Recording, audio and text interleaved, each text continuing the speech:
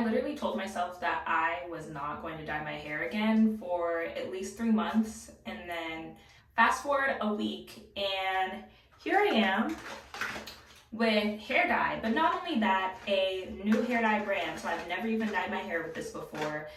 And honestly, I'm really scared that this is not going to turn out well. But you know what? I will officially be 2 years locked in like a week. It's going to be June 1st that I've officially been 2 years locked. So naturally, I think the best way to celebrate this milestone is by potentially ruining my locks.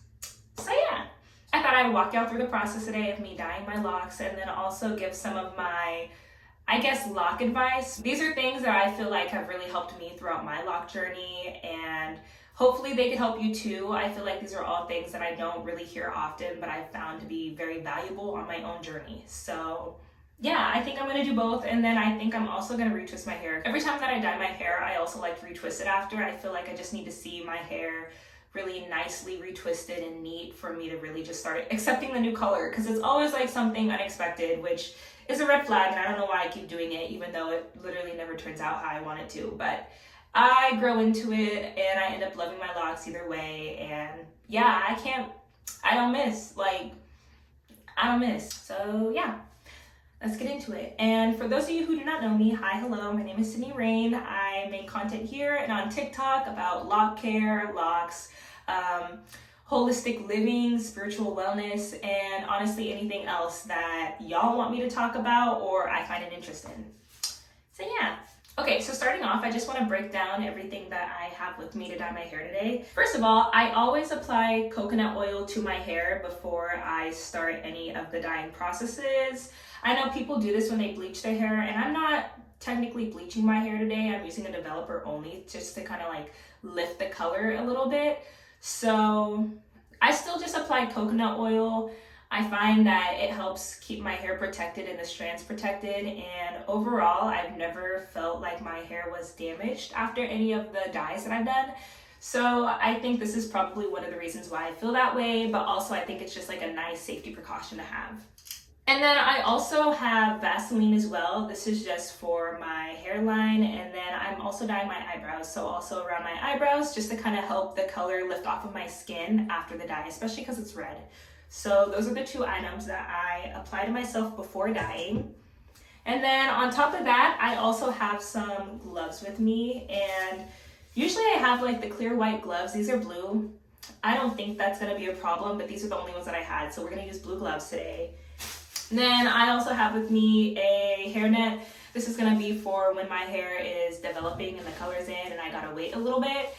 And it's just gonna protect everything else around me from getting dye on it.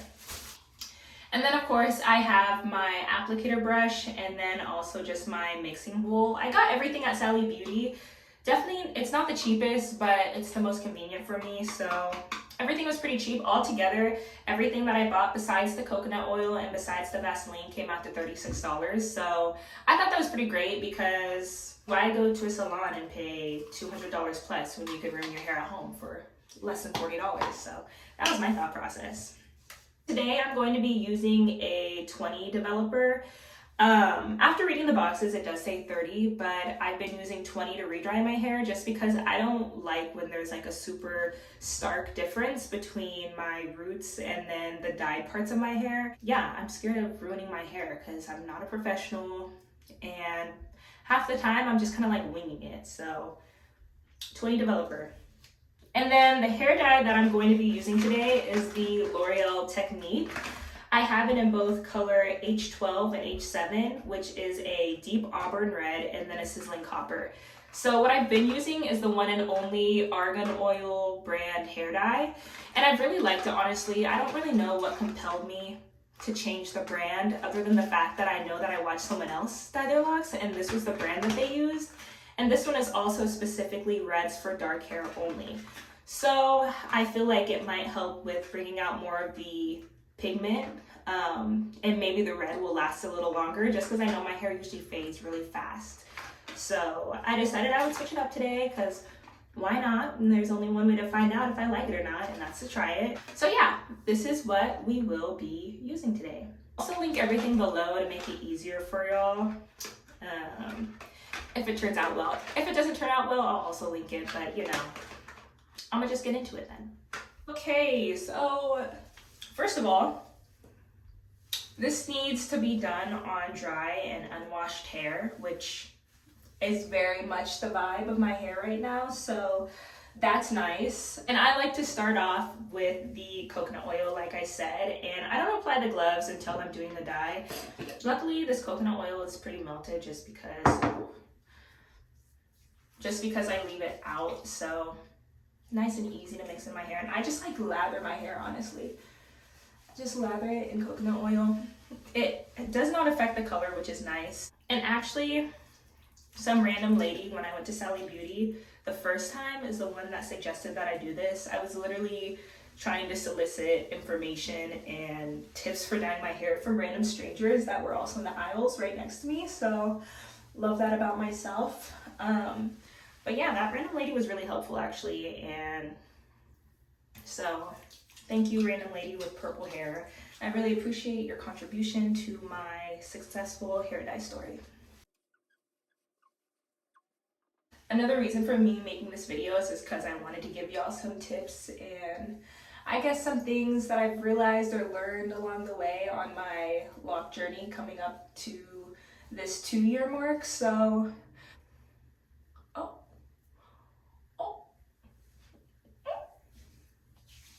okay. Anyways, we're gonna see if I could talk about that and also do my hair at the same time. And I apologize for not like staring into your soul while I'm doing this. I will be looking into the mirror most of the time, so hopefully it's not a hideous angle, but whatever. So, one piece of advice that I think everyone should really consider and just kind of like contemplate before starting their lock journey is to get to know your hair. Before I was locked, I was actually a loose natural for a very long time. I rarely put heat on my hair, and once I decided to become a loose natural, it honestly took me a couple years to really learn what my natural curl pattern was and to learn how to deal with my hair, one, without products, what it looked like without products, what products worked for my hair, and what methods did and didn't stick.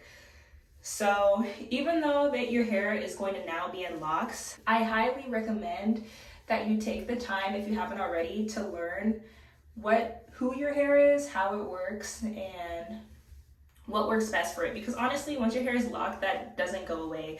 Yes, you don't have to do a lot of styling and deal with the curl patterns and all of that, but at its core, if your hair is low porosity, it's gonna be low porosity when it's in locks. If it's high porosity, it's gonna stay high porosity. And most likely oils that worked in your hair before it was locked is going to work after. So nothing changes to that extent. It's just the fact that your hair is now in a protective style and you don't have to manipulate it as much. But being able to understand my hair and me knowing my hair before putting it in locks, I feel like really helped to make my lock journey smooth, especially in the beginning, because there wasn't any uncertainty and I wasn't going from practically being, you know, someone who didn't really know anything about their hair or care about their hair to having locks and hoping that that would solve my problem. All right, now that I've like thoroughly coated my hair in the coconut oil, I'm just gonna go in with the Vaseline and roughly kind of just like outline my hairline.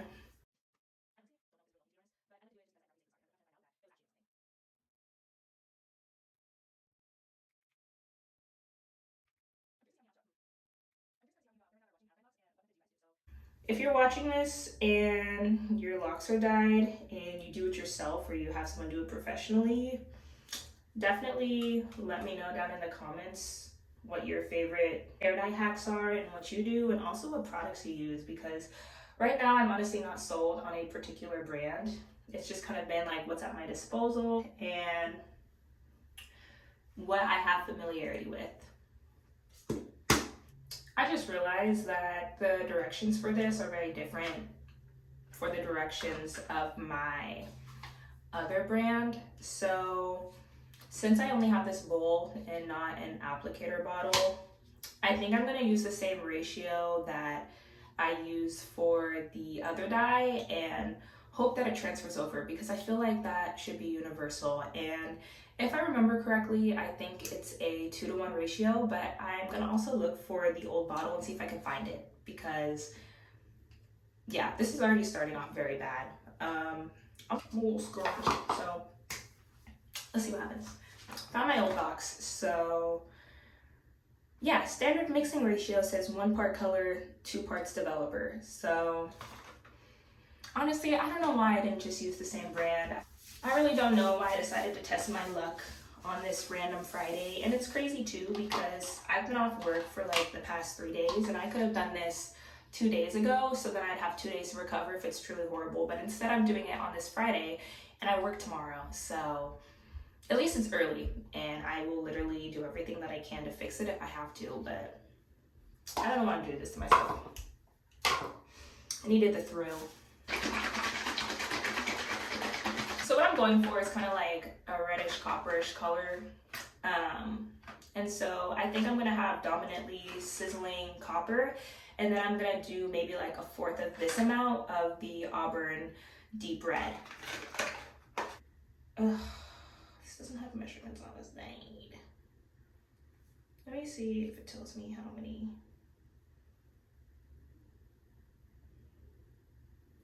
I would literally just need, what are these?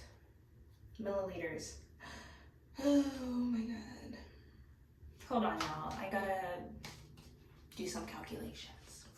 I'm a little confused, but I think I'm gonna do the 2-to-1. I think I'm gonna do the 2-to-1 ratio. I just don't know how much is in this bottle because it doesn't give like milliliters or ounces on the side, which the other one did. And I could like guesstimate, but I just feel like that's a dumb ass idea. All right, after literally watching one YouTube video, and this girl using the same dye, which honestly, I just want to put it out there for anyone watching this video. Please, I am not a professional. Take any information from this dyeing video at your own risk. It cannot be on me if you mess up your hair, because yeah, if I mess up my hair, it's on me. That's all I know. Okay, but after watching the video and doing a couple calculations, 2.5 ounces, which is what it recommends for the developer, is roughly 73 milliliters. And since this is milliliters, I'm going to do, I think I'm just gonna mark it all the way up to this like 90 line, which is really low, which is the part that's scaring me, because that's like, I'm gonna just be quiet before this gets any messier. I think this would be a great time to give my second bit of advice, which is honestly, try not to take things too seriously, which is controversial, I feel like, for the lock community, because I know personally I put a lot of thought behind having locks, and my lock journey means a lot to me. But also I came to a point in my lock journey where I just kind of had to like shake myself and remind myself that it is just hair.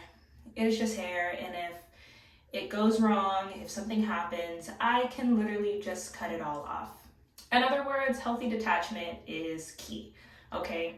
I am all for a very intentional, meaningful lock journey, but also at the end of the day, this should not be something that is painful or tormenting. So that's why I decided that I would dye my hair one day, because originally when I started my locks, I didn't even want to dye them. I didn't want to touch them. I wanted to be all hands-free and do all these things. And for some people, that's amazing and that's great, and that's what really works for them. Honestly, not for me though. As much as I still hold a lot of intention and care behind my locks, and I want to see them grow and flourish and be healthy, and it means something to me. Also, if I want to dye my hair, I'm going to dye my hair, and I'm not going to think too much into it. If my hair falls out, it falls out. I'm going to shave my head.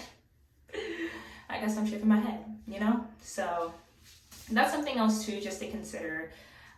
Think about what this lock journey means to you, why you want to do it, and be conscious about the reason why you have your locks and what it really means to you and why you're doing it. And in addition to that as well, don't let anybody's lock journey that you may see on social media or even in real life affect what you want to do and how you want your lock journey to turn out. This lock journey is your own, your hair is your own, everyone is going to be unique and different. So I think it might be in your best interest as well to appreciate the lock content, see the lock content, enjoy the lock content, but also recognize that there is a separation between you and them and everyone else in their journey. And really just take that with you and find peace and happiness in your own process and your own journey. I just added this color right here. This is the Sizzling Copper. And now I'm going to go in and I'm just going to add a little bit of this deep auburn red.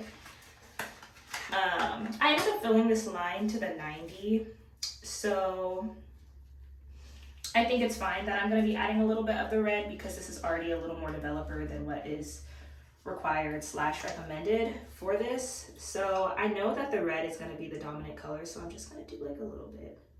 I'm really nervous, y'all. I don't think my hair is going to fall out or anything. Fingers crossed. I don't think it's going to fall out or anything, but first of all, this amount feels really low. I'm kind of scared that I'm not going to have enough to do my entire head, but honestly, maybe this is enough. Can y'all see this? It looks like absolutely nothing right now. I'm just going to mix it until it's smooth.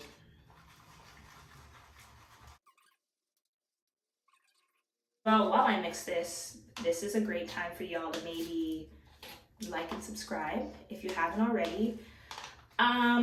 I can't promise that all my videos will be this chaotic. I don't even know if this is chaotic, but just unhinged and misinformed, because, you know, I'm definitely the type of person that likes a plan and likes to know what I'm doing and what I'm talking about and hopefully how things are going to turn out. So this is not necessarily my speed. Oh my god. But here we are.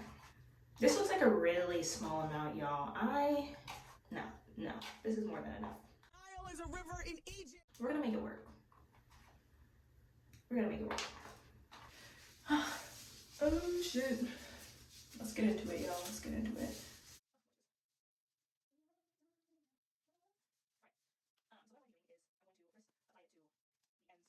This is already a struggle hair dye video. That's unfortunate.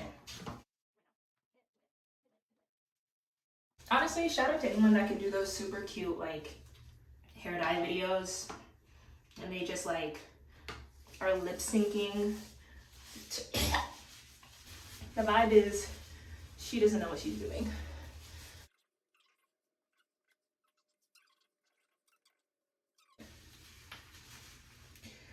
In the ponytail we go. I'm gonna see y'all in 20 minutes. I think I should probably wash this out of my hair and then get some more dye, I guess. I am back. It has been 20 minutes. Oh, the color's not bad. Oh, I didn't have my gloves on. Fuck. Okay. I don't hate it, honestly. I do need to rinse it out, though. I do need to rinse it out because I do not have enough dye. What do y'all think? Actually, I don't hate it at all. I think it's actually kind of fine. I even look in the back. Did I even get all of it? I'll be back, y'all. Let me rinse this out. All right, so I'm in the car right now, and this is what my hair is currently looking like. Yeah, I actually really like this color, so I'm really hoping that I can get my roots to match this. I think what I'm going to try and do is match what I did the first time as much as possible. And then on top of that, I'm probably going to do my roots, and maybe if I have a little left over after doing my roots and my eyebrows, I'm going to just kind of like, I don't know if I should kind of just like blend it into my hair. Honestly, I'm going to just try and get this done. I'm not going to worry about the whole setup and all that stuff. So y'all will see me after I have finished everything. If I have time, maybe I'll do like a little in between. But honestly, my biggest concern right now is fixing my hair. So yeah, I will see y'all in a minute. Okay, it is the next day now. I don't know why everything was so dramatic yesterday, but my hair came out fine. I'm about to do a reveal. I already retwisted my hair because I just did not have the energy to record it. So I ended up doing everything yesterday in terms of like re-dyeing my hair and doing everything. It turned out fine. And then this morning I got up and I retwisted. So this is what it looks like. Yeah, overall, I'm really happy with the color of it. I will say, compared to the other dye that I've used in the past, I think this one is a lot more vibrant. And honestly, I feel like this color came out a lot closer than the other two times that I dyed it in terms of what I had in my mind and what I wanted it to look like. So that was nice. Came out good, you know, I never lose. So yeah, I realized that I didn't really talk about anything on my list of things I wanted to talk about in terms of like advice for locks and your lock journey. So I'm gonna make it quick. I have two more things that I kind of want to say, and I honestly don't remember what I said yesterday, but according to this list, these are the two topics that I didn't cover. One thing that I really recommend that you do when you start your lock journey or while you're in it is try as much as possible to detach from your locks, in the sense of don't get so worked up and so tied to an expectation of what they may look like, what you want them to look like, and how your lock journey is going to go. I kind of have this like mentality about my locks that's just like, let it go, let it grow, in the sense that my locks are going to do what they want to do at the end of the day. And I just kind of have to accept that, you know? There's no point in me getting frustrated with the frizz and the weird knots and the lint and all these other things that are going to come naturally when you have locks. Instead, I just mainly focus on their overall health, how I feel my hair is doing and my scalp's doing. And other than that, I try to leave them alone. I take care of them, and then I just accept whatever happens with them. And I think something else that's also really important is to experiment. So as far as what I do for my locks, my lock care routine is honestly like a culmination of all the little tips and tricks that I picked up along my lock journey, and anything that worked out for me essentially stuck, and then everything else that I tried that I really didn't feel like fit into my routine or what I was looking for and what I wanted to do, I got rid of. It's also going to tie back into knowing your hair and understanding how your hair works. I always try to experiment with my locks. If I see something that works for somebody, I may try to incorporate it, but I'm constantly changing my routine and adding to it if I feel like something needs to be added, or taking away if I feel like something isn't essential for me. And I think that's something that's really important to consider as well, especially because on the internet there's a lot of people having their own personal lock journey, and they're doing a lot of things that work for them, and you may see the results and think that if you do what they're doing, you're gonna have the same results. But in a lot of ways that's not the case, because we're all very different. Our hair is different, our locks are different, and there's a lot of different factors that will tie into how somebody's locks look. So I recommend always experimenting and try to release any of those expectations that you may place on yourself because you're seeing other people's success or other people's lock journeys and you want to have that. I think that is all that I want to talk about today. If you haven't already, please don't forget to subscribe and also like this video. I think I'm just gonna end it here. So thank you so much for watching, and I'll see y'all soon.